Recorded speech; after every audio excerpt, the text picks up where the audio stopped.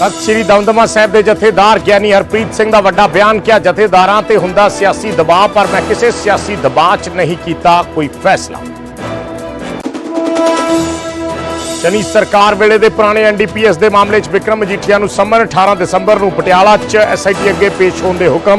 मजीठिया बोले, मैनूं मिलिया पुलिस का लव लैटर, स्वाद आउंदा जे CM खुद भेज दे। कांग्रेस MP रवनीत बिट्टू ने संसद च चक्या अतवादी गुरपतवंत पन्नू का मामला। क्या विदेश तो साडी पार्लीमेंट एयरलाइंस नूं उड़ाउण दीआं दे रहा धमकियां, पर अमेरिका मंग रहा सबूत। केंद्र सरकार तो पन्नू खिलाफ सख्त कार्रवाई की मांग। राज्य सभा च आपने चक्या पंजाब के फंडा का मसला। डॉक्टर संदीप पाठक बोले, केंद्र ने जानबुझ के रोके पंजाब के फंड। तो सेहत मंत्री मनसुख मांडविया का जवाब, नियमां की उलंघना करने ते नहीं दिता जा सकता फंड। इंडिया गठजोड़ की अगली मीटिंग तो पहला आपने रखी मंग, पहल के आधार पर होएगी सीटां की वंड। संदीप पाठक बोले, सही वक्त लए फैसलों नाल ही मिलणगे वधिया नतीजे। मध्य प्रदेश च शिवराज युग का अंत, मोहन यादव होंगे नवे मुख्यमंत्री। विधायक दल की मीटिंग च नाम ते लगी मोहर। उज्जैन साउथ तो विधायक ने मोहन यादव। जम्मू कश्मीर तो आर्टिकल 370 हटाने का फैसला बरकरार। CGI बोले, जम्मू कश्मीर भारत का निखड़वा अंग। इलैक्शन कमिशन नूं 30 सितंबर 2024 तक चोणां करवाउण दे आदेश।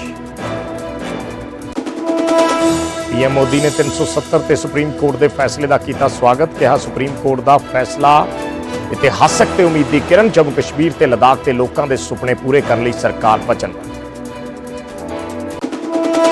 कैनेडा तो बाद हुण वीज़ा नियमां च सख्ती की तैयारी च आस्ट्रेलिया। इमीग्रेशन नूं घटाउण ते बनाई जा रही नीति। आस्ट्रेलिया के PM बोले, प्रवासियों कारण देश च वधी महंगाई।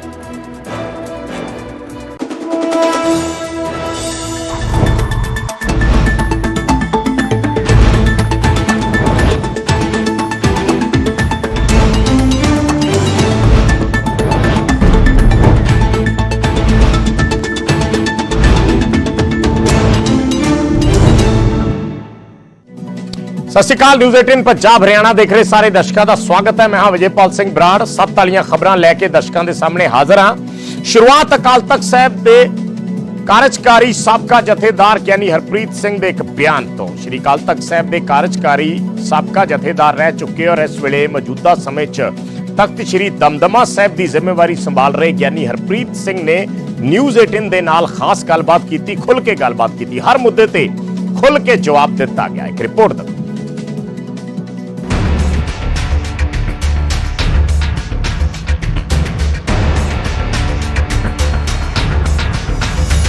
श्री अकाल तख्त साहिब के कार्यकारी जथेदार के अहुदे तो फारग होने तो बाद ज्ञानी हरप्रीत सिंह पहली बार खुल के बोले ते न्यूज़ 18 दे नाल गलबात करते हुए उन्होंने वड्डे मुद्दों ते खुल के गलबात की है जो उन्होंने दे नाल सीधे अते असीधे ढंग दे नाल जुड़े हुए ने। बेअदबियां दा जिक्र किया, जिस दी वजह पुछण ते उन्हां दा जवाब हैरान करन वाला सी। नाल ही एक अजिहा बयान दे दिता जो भविख च चर्चा का विषय बन सकता है। जथेदार साहब ने की कहा, जथेदार के अहुदे ते सियासी दबाव होने बारे सुनते हैं। देखो, सीटां ऐसियां हुंदियां सियासी प्रभाव तो मुक्त हुंदियां ही नहीं है। किते ना किते तुहानूं बहुत कुछ फेस करना पैंदा है। पर जदों असीं गुरु हरगोबिंद साहब दे तख्त नूं वेखदे हां, गुरु हरगोबिंद साहब महाराज दे तख्त दी आन बान शान देखदे हां, तो उदों चीज़ां निर्धार हो जांदियां। तो सियासी प्रभाव होना ना होना वखरा विषय है। तुसीं किन्ना मनदे हो किन्ना नहीं मनदे, ये विषय सब तो वध अहम है।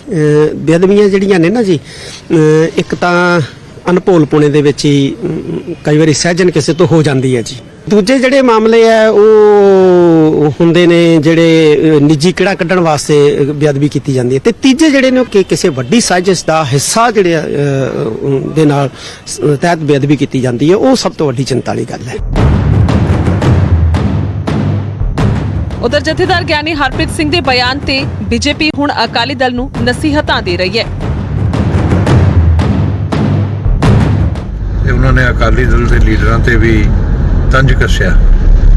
मैं समझदा कि वो बिल्कुल सही कह रहे हैं और राजनीतिक प्रभाव नहीं होना चाहिए। ये जथेदारां दी प्रेस्टीज नूं भी लोअर करदा और पंजाब दे जिहड़ा धार्मिक मामलिਆਂ 'ਚ सिखां दे एक तरह की दखल अंदाजी है जिहड़ी पोलीटिकल लोगों नूं नहीं करनी चाहिए। ਨਾਲ ਹੀ ਜ਼ਿਕਰ ਉਸ ਮੁੱਦੇ ਦਾ ਵੀ ਕੀਤਾ ਜੋ ਗਿਆਨੀ ਹਰਪ੍ਰੀਤ ਸਿੰਘ ਨੇ ਸ਼੍ਰੀ ਅਕਾਲ ਤਖਤ ਸਾਹਿਬ ਦੇ ਜਥੇਦਾਰ ਦੇ ਅਹੁਦੇ ਤੋਂ ਹਟਾਏ ਜਾਣ ਦੀ ਵਜ੍ਹਾ ਵੀ ਮੰਨਿਆ ਜਾਂਦਾ ਹੈ ਰਾਘਵ ਚੱਡਾ ਦੀ ਮੰਗਣੀ 'ਚ ਸ਼ਾਮਿਲ ਹੋਣ ਦਾ। ਇਸ ਤੋਂ ਇਲਾਵਾ ਗਿਆਨੀ ਹਰਪ੍ਰੀਤ ਸਿੰਘ ਨੇ ਬੰਦੀ ਸਿੰਘਾਂ ਦੇ ਮੁੱਦੇ ਤੇ ਬਣਾਈ ਕਮੇਟੀ ਨੂੰ ਲੈ ਕੇ ਉੱਠੇ ਸਵਾਲਾਂ ਤੇ ਵੀ ਪ੍ਰਤੀਕਿਰਿਆ ਦਿੱਤੀ। ਤੁਸੀਂ ਆਪਣੇ ਪੰਥ ਰੂਪੀ ਕਿਲੇ ਨਾਲ ਬੱਝੇ ਹੋ। ਤੁਸੀਂ ਕਿਤੇ ਵੀ ਜਾਓ, ਕਿਸੇ ਨਾਲ ਵੀ ਮੀਟਿੰਗ ਕਰੋ, ਕਿਸੇ ਨਾਲ ਵੀ ਬੈਠੋ, ਕਿਸੇ ਨਾਲ ਵੀ ਉੱਠੋ, ਕੋਈ ਫਰਕ ਨਹੀਂ ਪੈਂਦਾ, ਕਿਉਂਕਿ ਤੁਸੀਂ ਆਪਣੇ ਪੰਥ ਰੂਪੀ ਕਿਲੇ ਨਾਲ ਬੱਝੇ ਹੋ। ਨੁਕਸਾਨ ਕਦੋਂ ਹੁੰਦਾ ਹੈ? ਨੁਕਸਾਨ ਉਦੋਂ ਹੁੰਦਾ ਹੈ ਜਦੋਂ ਤੁਸੀਂ ਆਪਣੇ ਪੰਥ ਰੂਪੀ ਕਿਲੇ ਨੂੰ ਛੱਡ ਕੇ ਕਿਸੇ ਦੂਸਰੇ ਦੇ ਕੋਲ ਚਲੇ ਜਾਂਦੇ ਹੋ।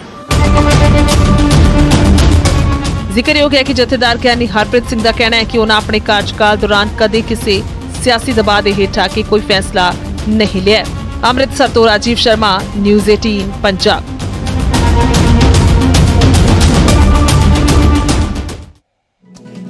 ਤੇ ਖਬਰ ਸੰਸਦ ਤੋਂ, ਜਿੱਥੇ ਅੱਜ ਅੱਤਵਾਦੀ ਗੁਰਪਤਵੰਤ ਪੰਨੂ ਦਾ ਮਸਲਾ ਉੱਠਿਆ ਔਰ ਇਹ ਮਸਲਾ ਉਠਾਇਆ ਕਾਂਗਰਸ ਐਮਪੀ ਰਵਨੀਤ ਬਿੱਟੂ ਨੇ। ਰਵਨੀਤ ਬਿੱਟੂ ਨੇ ਕਿਹਾ ਕਿ ਅੱਤਵਾਦੀ ਪੰਨੂ ਦੇ ਖਿਲਾਫ ਸਖਤ ਤੋਂ ਸਖਤ ਕਾਰਵਾਈ ਕੀਤੀ ਜਾਵੇ। ਪੰਨੂ ਪਾਰਲੀਮੈਂਟ ਨੂੰ ਉਡਾਉਣ ਦੀਆਂ ਧਮਕੀਆਂ ਦਿੰਦਾ ਹੈ। ਪੰਨੂ 에ਅਰਲਾਈਨਸ ਵਿੱਚ ਯਾਤਰੀਆਂ ਨੂੰ ਮਾਰਨ ਦੀਆਂ ਧਮਕੀਆਂ ਦਿੰਦਾ ਹੈ, 에ਅਰਲਾਈਨਸ ਨੂੰ ਉਡਾਉਣ ਦੀਆਂ ਧਮਕੀਆਂ ਦਿੰਦਾ ਹੈ। ਪਰ ਦੂਜੇ ਪਾਸੇ ਅਮਰੀਕਾ ਉਹਨਾਂ ਕਿਹਾ ਕਿ ਸਾਡੇ ਤੋਂ ਸਬੂਤ ਮੰਗ ਰਿਹਾ ਹੈ। ਉਹਨਾਂ ਕਿਹਾ ਕਿ ਪੰਨੂ ਵੱਲੋਂ ਨੌਜਵਾਨਾਂ ਨੂੰ ਗੁੰਮਰਾਹ ਕੀਤਾ ਜਾ ਰਿਹਾ ਹੈ, ਉਹਨਾਂ ਨੂੰ ਕੁਝ ਡਾਲਰਾਂ ਦੇ ਲਾਲਚ ਦੇ ਕੇ ਉਹਨਾਂ ਤੋਂ ਖਾਲਿਸਤਾਨ ਦੇ ਨਾਅਰੇ ਲਿਖਵਾਏ ਜਾ ਰਹੇ ਨੇ। ਇਸ ਕਰਕੇ ਕੇਂਦਰ ਸਰਕਾਰ ਨੂੰ ਇਸ ਪਾਸੇ ਵੱਲ ਸਖਤ ਕਦਮ ਚੱਕਣ ਦੀ ਜ਼ਰੂਰਤ ਹੈ।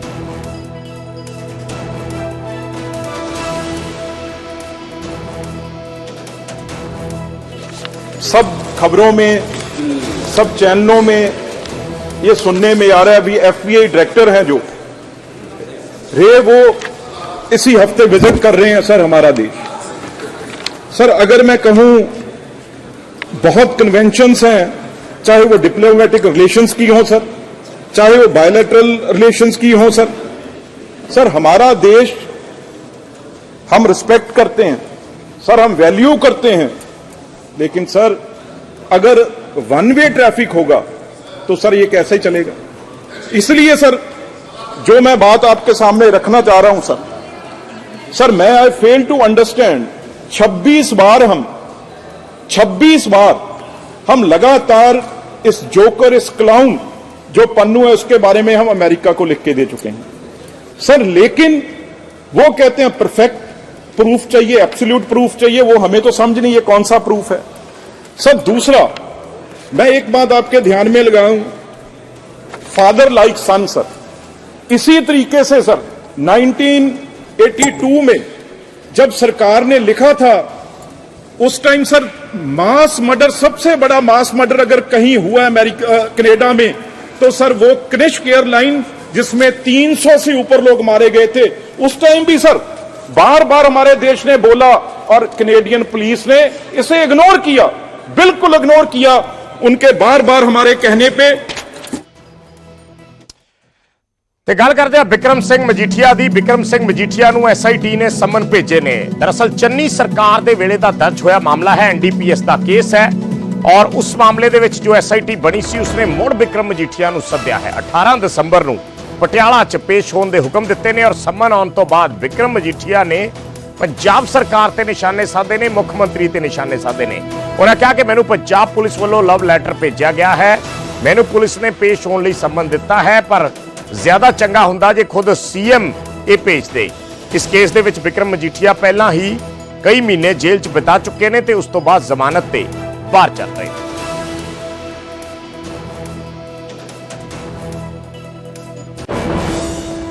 ਜਿਸ ਗੱਲ ਦੀ ਮੈਨੂੰ ਉਡੀਕ ਸੀ ਉਹ ਲਵ ਲੈਟਰ ਭਗਵੰਤ ਮਾਨ ਜੀ ਵੱਲੋਂ ਅਸਲ 'ਚ ਉਹਨਾਂ ਵੱਲੋਂ ਨਹੀਂ ਆਈ, ਇਸ ਗੱਲ ਦਾ ਦੁੱਖ ਹੈ। ਮਗਰ ਜਿਹੜੀ ਉਹਨਾਂ ਦੀ ਹੋਮ ਮਿਨਿਸਟਰ ਨੇ, ਉਸ ਸੂਬੇ ਦੇ ਚੀਫ ਮਿਨਿਸਟਰ ਨੇ, ਉਹਨਾਂ ਦੀ ਪੁਲਿਸ ਫੋਰਸ ਵੱਲੋਂ ਮੈਨੂੰ ਇੱਕ ਉਹਨਾਂ ਦੀ ਚਿੱਠੀ ਆਈ ਹੈ ਕਿ ਸਾਡੇ ਦਫ਼ਤਰ 'ਚ ਪੇਸ਼ ਹੋ। ਮਨ ਨੂੰ ਤਸੱਲੀ ਬੜੀ ਹੋਈ ਕਿ ਮਾਨ ਸਾਹਿਬ ਤੇਰੇ ਸੀਨੇ ਤੇ ਸੱਟ ਮਾਰਨੀ ਸੀ, ਠਾ ਵੱਜੀ ਹੈ ਜਾ ਕੇ। ਦੁੱਖ ਇਸ ਗੱਲ ਦਾ, ਸਵਾਦ ਤਾਂ ਆਉਂਦਾ ਮਿੱਤਰਾ ਜੇ ਤੂੰ ਕਿਤੇ ਮੈਨੂੰ ਸੱਦਿਆ ਹੋ, ਤੇਰੇ ਨਾਲ ਸਿੱਧੇ ਦੋ ਹੱਥ ਕੀਤੇ ਹੁੰਦੇ, ਤੇਰੀ ਉਹ ਤਸੱਲੀ ਕਰਾ ਕੇ ਮੈਂ ਮੁੜਨੀ ਸੀ ਕਿ ਜੋ ਪੰਜਾਬੀਆਂ ਨੂੰ ਪੰਜਾਬ ਨਾਲ ਜੋ ਤੂੰ ਧੋਖਾ ਕਰ ਰਿਹਾ ਹੈ, ਸ਼ਾਇਦ ਕਿਤੇ ਤੈਨੂੰ ਅਕਲ ਆ ਜਾਂਦੀ ਕਿ ਨਹੀਂ ਭਾਈ, ਮੈਂ ਬਹੁਤ ਵੱਡੀ ਝੂਠ ਤੇ ਗੱਪ ਦੀ ਰਾਜਨੀਤੀਆਂ ਤੋਂ ਬਾਜ ਆ। ਤੇ ਆਮ ਆਦਮੀ ਪਾਰਟੀ ਦੇ ਰਾਜ ਸਭਾ ਐਮਪੀ ਨੇ ਸਦਨ 'ਚ ਪੰਜਾਬ ਦੇ ਫੰਡਾਂ ਦਾ ਮਸਲਾ ਚੁੱਕਿਆ। ਕੇਂਦਰ ਤੇ ਫੰਡ ਰੋਕਣ ਦੇ ਇਲਜ਼ਾਮ ਲਾਏ ਤਾਂ ਕੇਂਦਰੀ ਮੰਤਰੀ ਨੇ ਫੰਡ ਰੋਕੇ ਜਾਣ ਦੀ ਵਜ੍ਹਾ ਵੀ ਦੱਸੀ। ਰਿਪੋਰਟ ਦੇਖਦੇ ਹਾਂ।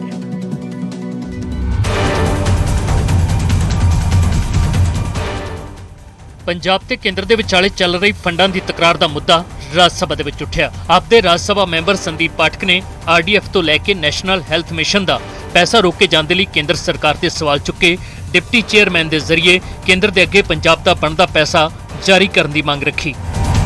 लगभग आरडीएफ जो रूरल डेवलपमेंट फंड है उसमें 5,500, नेशनल हेल्थ मिशन का 621 करोड़, एमडीएफ का लगभग 850 करोड़, स्पेशल असिस्टेंस का 1800 करोड़, टोटल लगभग 8,000 करोड़ पंजाब का पैसा केंद्र सरकार के पास अटका पड़ा है, रोका हुआ है किसी कारणों से। मैं आज आपके माध्यम से केंद्र सरकार से हाथ जोड़ के विनती करता हूं कि सर पंजाब के साथ अन्याय ना हो, पंजाब के अधिकार का पैसा उसे मिलना चाहिए। संदीप पाठक ने केंद्रीय सेहत मंत्री नूं एनएचएम का पैसा रोके जाने ते सवाल किया तो केंद्रीय सेहत मंत्री ने पंजाब सरकार ते स्कीमां दा नां अते रूप बदले जाने दे इल्जाम लाए। केंद्र सरकार चाहे तो वो स्पेसिफाई कर दे कि भाई हम आम आदमी क्लिनिक पे पैसा नहीं खर्च करोगे तो आम आदमी क्लिनिक के लिए ना दे सर, बाकी के लिए तो दे। और ये मैं स्पष्ट करना चाहता हूं, आम आदमी क्लिनिक के लिए पैसा केंद्र पंजाब सरकार अपने जेब से लगा रही है, उनका फंड है। तो मेरा ये मानना है कि इस पर ध्यान देना चाहिए सर। कोई सरकार ये योजना अपने नाम से करे और हमारी योजना ही ना रहे, जिसको पार्लियामेंट की अनुमति ना हो, जो रूल्स रेगुलेशन में आता न हो, जिसको कैबिनेट की अप्रूवल न हो, उसको तो हम कैसे पैसा दे सकते। आम आदमी पार्टी का इल्जाम है कि केंद्र सरकार ने एनएचएम दे 621 करोड़, आरडीएफ दे 4807 करोड़, एमडीएफ दे 830 करोड़, स्पेशल असिस्टेंस स्कीम दे 1708 करोड़ रुपए रोके हुए ने। एक स्पेशल असिस्टेंस हुंदी है सेंटर वालों, ਉਹਦਾ ਵੀ ਤਕਰੀਬਨ 1800 ਕਰੋੜ ਤੋਂ ਵੱਧ ਦਾ ਪੈਸਾ ਉਹ ਤੇ ਜਾਖੜ ਸਾਹਿਬ ਰਿਲੀਜ਼ ਕਰਵਾਉਣ ਜੇ ਪੰਜਾਬ ਤੇ ਐਸ਼ੀ ਹੈ। ਇਸ ਤਰ੍ਹਾਂ ਸੁਰੱਖਿਆ ਬਟੋਰ ਲਈ ਸਿਰਫ ਖਬਰਾਂ ਚਾਉਣ ਲਈ ਪੰਜਾਬ ਨੂੰ ਗਾਲਾਂ ਨਾ ਕੱਢਣ।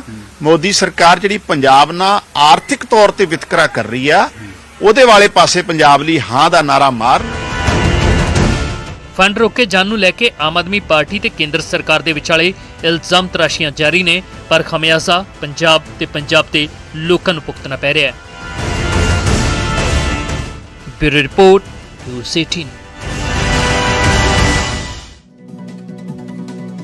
उधर राज्यसभा च अज किसानां दी खुदकुशी का भी मामला गूंजा। आप दे राज्यसभा मैंबर संत बलबीर सिंह सीचेवाल ने मुद्दा चुकिया। उन्होंने कहा कि रोजाना देश 114 किसान मजदूर खुदकुशी कर रहे हैं। किसान ते मजदूर खुदकुशियां दे राह ते चल रहे हैं। खेतां नूं छड्ड के नौजवान विदेशां नूं जा रहे हैं।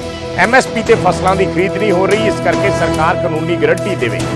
वाघा बॉर्डर जरिए व्यापार खोलने की भी उन्होंने वालों मंग की गई और आर्टिकल 370 ते सुप्रीम कोर्ट के फैसले को भी उन्होंने बिल्कुल सही ठहराया।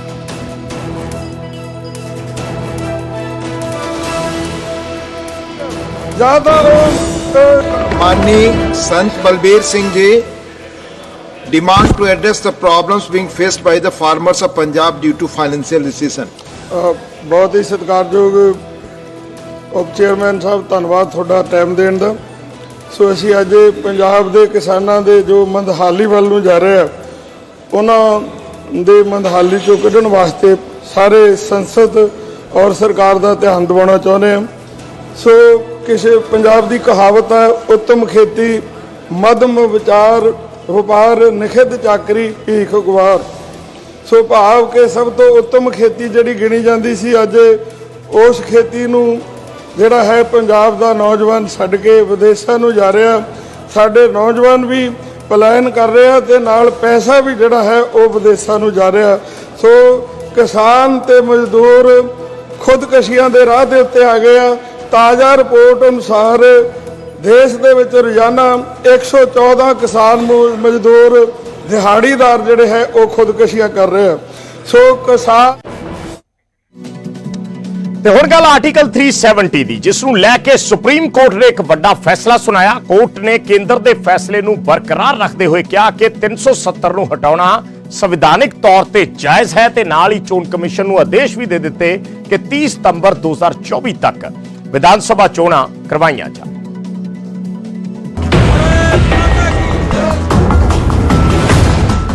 ਆਰਟੀਕਲ 370 ਤੇ ਸੁਪਰੀਮ ਕੋਰਟ ਦਾ ਵੱਡਾ ਫੈਸਲਾ ਆਇਆ। ਕੋਰਟ ਨੇ ਆਖਰਕਾਰ ਕੇਂਦਰ ਸਰਕਾਰ ਦੇ ਫੈਸਲੇ ਨੂੰ ਬਰਕਰਾਰ ਰੱਖਿਆ ਤੇ ਜੰਮੂ ਕਸ਼ਮੀਰ ਦੇ ਵਿੱਚ ਚੋਣਾਂ ਕਰਵਾਉਣ ਨੂੰ ਲੈ ਕੇ ਵੀ ਇਲੈਕਸ਼ਨ ਕਮਿਸ਼ਨ ਨੂੰ ਆਦੇਸ਼ ਦਿੱਤੇ ਨੇ। ਅਦਾਲਤ ਨੇ ਸੁਪਰੀਮ ਫੈਸਲਾ ਸੁਣਾਉਂਦੇ ਹੋਏ ਕਿਹਾ ਕਿ ਆਰਟੀਕਲ 370 ਹਟਾਉਣ ਦਾ ਫੈਸਲਾ ਸਹੀ ਹੈ। 370 ਨੂੰ ਹਟਾਉਣਾ ਸੰਵਿਧਾਨਕ ਤੌਰ ਤੇ ਜਾਇਜ਼ ਹੈ। 5 ਅਗਸਤ 2019 ਦਾ ਫੈਸਲਾ ਬਣਿਆ ਰਹੇਗਾ। ਜੰਮੂ ਕਸ਼ਮੀਰ ਭਾਰਤ ਦੇ ਸੰਵਿਧਾਨ ਦੇ ਅਧੀਨ ਹੈ। ਜੰਮੂ ਕਸ਼ਮੀਰ ਭਾਰਤ ਦਾ ਅਨਿੱਖੜਵਾਂ ਅੰਗ ਹੈ। ਰਾਸ਼ਟਰਪਤੀ ਦੇ ਕੋਲ 370 ਨੂੰ ਖਤਮ ਕਰਨ ਦਾ ਅਧਿਕਾਰ ਹੈ। ਸੰਸਦ ਨੂੰ ਧਾਰਾ 370 ਦੇ ਵਿੱਚ ਬਦਲਾਅ ਕਰਨ ਦਾ ਵੀ ਅਧਿਕਾਰ ਹੈ। J&K ਦਾ ਸੰਵਿਧਾਨ ਭਾਰਤੀ ਸੰਵਿਧਾਨ ਦੇ ਅਧੀਨ ਹੈ। ਸੁਪਰੀਮ ਕੋਰਟ ਨੇ ਇਲੈਕਸ਼ਨ ਕਮਿਸ਼ਨ ਨੂੰ ਵੀ ਆਦੇਸ਼ ਦਿੱਤੇ ਨੇ ਕਿ 30 ਸਤੰਬਰ 2024 ਤੱਕ ਵਿਧਾਨ ਸਭਾ ਚੋਣਾਂ ਕਰਵਾਈਆਂ ਜਾਣ। J&K ਦੇ ਵਿੱਚ ਜਲਦ ਪੂਰਨ ਰਾਜ ਦਾ ਦਰਜਾ ਬਹਾਲ ਹੋਵੇ ਤੇ ਲਦਾਖ ਨੂੰ AOT ਬਣਾਉਣ ਦਾ फैसला बरकरार है। राष्ट्रपति के अधिकार के बारे में बार बार वहां दलील दी गई थी और ये कहा गया था कि जब वहां पे विधानसभा नहीं है, विधानसभा भंग है, ऐसे में राष्ट्रपति शासन के दौरान वहां 370 नहीं हटाया जा सकता है, आर्टिकल 35 नहीं हटाया जा सकता है। वो जो प्रक्रिया अपनाई गई गलत अपनाई गई है, उसको सुप्रीम कोर्ट ने कहा है कि नहीं, जो राष्ट्रपति ने वहां पे प्रक्रिया अपनाई है उसमें कोई खामी नहीं है। जो केंद्र सरकार ने पार्लियामेंट में एक रेजोल्यूशन पास किया जिसके थ्रू एक मेमोरेंडम के थ्रू जहां पे नोटिफिकेशन इशू किया था उसमें भी कोई खामी नहीं, वो बिल्कुल वैलिड है। तो अल्टीमेटली नटसल में ये कह सकते हैं कि अब आज की डेट से 335A और 370 इतिहास हो चुका है। आखिर आर्टिकल 370 ਹੁੰਦਿਆਂ ਤੇ ਤਾਰਾ ਹਟਾਉਣ ਦੇ ਬਾਅਦ ਜੰਮੂ ਕਸ਼ਮੀਰ ਦੀ ਕਿੰਨੀ ਕੁ ਤਸਵੀਰ ਬਦਲੀ ਹੈ, ਤੁਹਾਨੂੰ ਇਸ ਤੋਂ ਵੀ ਵਿਸਥਾਰ ਦੇ ਨਾਲ ਵਾਕਿਫ ਕਰਵਾਉਂਦੇ ਹਾਂ। ਪਹਿਲਾਂ ਜੰਮੂ ਕਸ਼ਮੀਰ ਨੂੰ ਵਿਸ਼ੇਸ਼ ਸੂਬੇ ਦਾ ਦਰਜਾ ਸੀ ਤੇ ਹੁਣ ਜੰਮੂ ਕਸ਼ਮੀਰ ਕੇਂਦਰ ਸ਼ਾਸਿਤ ਪ੍ਰਦੇਸ਼ ਹੋਵੇਗਾ। ਜੰਮੂ ਕਸ਼ਮੀਰ ਦਾ ਪਹਿਲਾਂ ਵੱਖਰਾ ਝੰਡਾ ਸੀ, ਹੁਣ ਤਿਰੰਗਾ ਹੀ ਜੰਮੂ ਕਸ਼ਮੀਰ ਦਾ ਝੰਡਾ ਹੋਵੇਗਾ। ਪਹਿਲਾਂ ਜੰਮੂ ਕਸ਼ਮੀਰ ਦਾ ਵੱਖਰਾ ਸੰਵਿਧਾਨ ਸੀ, ਪਰ ਹੁਣ ਦੇਸ਼ ਦਾ ਸੰਵਿਧਾਨ ਹੀ ਇੱਥੇ ਲਾਗੂ ਹੋਵੇਗਾ। ਪਹਿਲਾਂ ਇੱਥੇ ਲੋਕਾਂ ਦੇ ਕੋਲ ਦੋਹਰੀ ਨਾਗਰਿਕਤਾ ਸੀ, ਪਰ ਹੁਣ ਸਿਰਫ ਭਾਰਤੀ ਨਾਗਰਿਕਤਾ ਹੀ ਹੋਵੇਗੀ।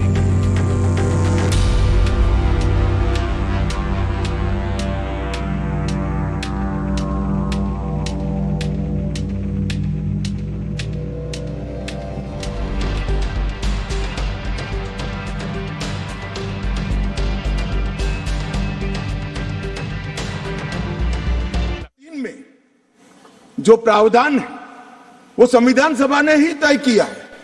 जब टेम्पररी इस प्रोविजन को किया गया तब सवाल हुआ है कि टेम्पररी है तो हटेगा कैसे। तो धारा 373 के अंदर एक प्रावधान डाला गया कि सीओक से राष्ट्रपति महोदय धारा 370 में सुधार भी कर सकते हैं, इस पर रोक भी लगा सकते हैं और पूर्णतया संविधान के बाहर भी कर सकते हैं। राष्ट्रपति का जो आदेश था, तत्कालीन राष्ट्रपति का 5 अगस्त 2019 का आदेश सीओ था, इसके माध्यम से राष्ट्रपति जी को पूर्ण अधिकार है अनुच्छेद 370 का संचालन बंद करने का। ये भी आज सुप्रीम कोर्ट ने सर्वानुमत से होल्ड कर दिया है, उसको उस पर मोहर लगाई। इस आधार पर याचिकाकर्ता ने एक तर्क दिया था। याचिकाकर्ता कौन है वो तो सभी लोग जानते ही है, सभी लोग जानते हैं, मैं कोई नाम देना नहीं चाहता। नहीं नाम देकर क्या करेंगे, यही बोले ही है वो, तो इसमें कोई एक्सपोज करने जैसी बात नहीं। मान्यवर 370 के तहत कोई भी घोषणा करने के पहले जम्मू कश्मीर की संविधान सभा का परमिशन जरूरी है, अनुमोदना जरूरी है, ये उनका क्लेम था। और उसको क्लेम को एक्सटेंड करते हुए आगे ले गए, क्योंकि अब तो जम्मू कश्मीर में संविधान सभा है ही नहीं। तो इसका मतलब यह हुआ कि जम्मू कश्मीर की संविधान सभा के परमिशन के बगैर धारा 370(3) के तहत कोई एक्शन नहीं लिया जा सकता और संविधान सभा समाप्त हो गई है, इसलिए धारा 370 परमानेंट हो गया। मान्यवर, ऐसा आर्गुमेंट मैंने मेरे जीवन में भी, मेरे 5 धाराशास्त्रियों को पूछा कि मेरी समझ में कोई गड़बड़ है या ये डिमांड कोई गड़बड़ है, कि डिमांड तो गड़बड़ है ही है, ये आर्ग्यू कर रहे हैं उनकी समझ में भी बड़ा प्रॉब्लम है। मान्यवर, आज सुप्रीम कोर्ट ने तय कर दिया कि जम्मू कश्मीर की संविधान सभा समाप्त होने से धारा 370(3) समाप्त नहीं हो जाता है, धारा 370(3) यथावत रहता है। मान्यवर, न्यायालय ने यह भी माना कि धारा 370 के तहत मिली हुई शक्ति का प्रयोग करते हुए राष्ट्रपति महोदय एक तरफा सूचना जारी कर सकते हैं, जिसको संसद के दोनों सदनों का सादे बहुमत से अनुमोदन चाहिए। ये भी आज सुप्रीम कोर्ट ने मान लिया। जो कहते थे कि राष्ट्रपति महोदय का सीओ ठीक नहीं है, आज उसका भी जवाब माननीय सुप्रीम कोर्ट ने दे दिया है। मान्यवर, उपयुक्त बिंदुओं का सीओ 272 पर कोई प्रभाव नहीं है, ये भी सिद्ध करते हुए अनुच्छेद 371D के तहत राष्ट्रपति द्वारा शक्ति का प्रयोग दुर्भावनापूर्ण नहीं है, उसको भी सुप्रीम कोर्ट ने होल्ड कर दिया है। मान्यवर, सुप्रीम कोर्ट ने यह भी होल्ड कर दिया है कि क्योंकि जब अब धारा 370 समाप्त हो चुकी है, अब जम्मू कश्मीर के संविधान का कोई अस्तित्व नहीं रहता है। मान्यवर, न्यायालय ने चुनाव कराने के लिए भी चुनाव आयोग को निर्देश करे। मान्यवर, बहुत सारे लोग अब इसमें तो इतना सारा लूट गया, जो दावे थे सारे खारिज हो गए। तो एक पूंछ पकड़कर मैंने बाइट देखा करते हैं, क्या पूंछ पकड़ते हैं कि चुनाव आयोग ने ऑर्डर कर दिया। अरे भाई, क्या ऑर्डर करा? मैंने स्वयं कहा है कि हम चुनाव कराएंगे, इसमें कौन सी बड़ी बात है? इसी सदन में कहा है, लोकसभा में करा है, एज ए गृह मंत्री ऑन रिकॉर्ड करा है। उन्होंने कहा कि भाई राज्य का स्टेटस वापिस देंगे, तो ये भी मैंने कहा है कि अप्रोप्रिएट टाइम पर राज्य का स्टेटस हम वापिस देंगे। और सुप्रीम कोर्ट ने भी ये जो कहा है, उसमें मेरे सदन में के बयान को और सॉलिसिटर जनरल के सुप्रीम कोर्ट के सामने बयान को कोट करते हुए कहा है। अब मुझे कोई समझाए इसमें विजय कहां से हुई है? घोर पराजय में विजय कैसे ढूंढना, इसकी कला कोई आप लोगों से सीख ले साहब। इतने बड़े घोर पराजय विजय कैसे ढूंढना, इसका कोई अभ्यास वर्ग साहब रखना चाहिए साथ अर्थ में। ये बहुत बड़ी कला है। मैं तो आज अगर उनके जैसे मेरे विचार होते तो ये सुप्रीम कोर्ट के जजमेंट को देखकर डिप्रेशन के मारे 1 महीना सदन में ना आता, मगर ये तो प्रेस कर रहे हैं। और कांग्रेस पार्टी ने आज प्रेस करी मान्यवर, और प्रेस में क्या किया कहा कांग्रेस पार्टी ने? कांग्रेस पार्टी ने ये कहा मान्यवर कि ये जजमेंट आने के बाद भी हम मानते हैं कि धारा 370 को गलत तरीके से हटाया गया है। अब मान्यवर, देश के दोनों सदनों ने, देश की संसद की दोनों सदनों ने राष्ट्रपति के सीओ को अनुमोदना दे दी, कानून पारित हो गया, कानून नोटिफाइड हो गया। किसी ने चैलेंज भी किया सुप्रीम कोर्ट में, ठीक है, सबका अधिकार है, करना चाहिए। सुप्रीम कोर्ट में एक लंबी बहस भी हुई, 5 जजों की बेंच बनी और 5 सीनियर मोस्ट जज बने बैठे इसमें, लंबी बहस, सबकी सुनवाई हुई, आज फैसला भी आ गया। मगर ये फैसले के बाद भी ये कहते हैं कि हम इसको नहीं मानते हैं और हम मानते हैं कि धारा 370 गलत तरीके से हटाया गया। मान्यवर, मैं इनको नहीं समझा सकता, मेरी तो मर्यादा है ऐसा, नहीं समझा सकता कि वास्तविकता क्या है। हमें समझना चाहिए कि 42,000 लोग मारे गए हैं। क्यों मारे गए? सवाल हिंदू मुस्लिम का नहीं है, इनसे ज्यादा मुसलमान गुजरात में है, कश्मीर से ज्यादा मुसलमान उत्तर प्रदेश में है, कश्मीर से ज्यादा मुसलमान बिहार में है, कश्मीर से ज्यादा मुसलमान आसाम में है। क्यों वहां अलगाववाद नहीं हुआ? क्यों वहां टेररिज्म नहीं हुआ? बाउंड्री का भी सवाल नहीं है साहब। कई ऐसे राज्य हैं, राजस्थान की बाउंड्री भी पाकिस्तान से लगती है, गुजरात की बाउंड्री भी पाकिस्तान से लगती। क्यों हुआ? क्योंकि धारा 370 अलगाववाद को बल देती थी और अलगाववाद के कारण आतंकवाद खड़ा हुआ। ये समझना ही नहीं चाहिए। एक गलत फैसला हो जाता है, कितने भी बड़े आदमी से हो सकता है, किसी भी पार्टी से भी हो सकता है, मगर जब इतिहास सिद्ध कर दे, समय सिद्ध कर दे ये फैसला गलत है, देश के हित में वापिस आना चाहिए। अभी भी मैं कहता हूं, वापिस आइए, वरना जितने बचे हो इतने भी नहीं बचोगे। अगर अभी भी इस फैसले को चिपक कर रहना चाहते हो तो देश की जनता देखती है 2024 में 2-2 हाथ भी हो जाएंगे और जनता का परिणाम भी आ जाएगा और मोदी जी तीसरी बार प्रधानमंत्री। मान्यवर, मैं जिस 2 बिल को लेकर आया हूं वो 2 बिल एक प्रकार से सभी पार्टियों को मैंने सुना है, सर्वानुमत से बिल के तत्व को सबने समर्थन किया है। बिल का जो तत्व है, कंटेन है, इसका किया है। मुझे था कि विकास खड़े हो जाएंगे कि हम अपोज में खड़े हैं, मगर मैं सभी पार्टियों को कहता हूं, तब ये तो काउंट करता हूं कि कम्युनिस्ट पार्टी कभी अच्छे काम का समर्थन नहीं कर सकती है, इसलिए सभी पार्टियों से मेरा मत बाकी दलों से। मान्यवर, कमजोर और वंचित वर्ग ये जो नाम है, किसी भी नागरिक की डिग्निटी को बहुत हर्ट करने वाला नाम है, अंतर की गहराइयों तक दुख खड़ा करने वाला नाम है और बहुत समय से था। आज प्रधानमंत्री जी ने एक जो फैसला लिया है, जिस फैसले को वास्तविक स्वरूप देने के लिए मैं आपके सामने उपस्थित हुआ हूं, इसमें कमजोर और वंचित वर्ग की जगह अन्य पिछड़ा वर्ग ये नाम जोड़ने का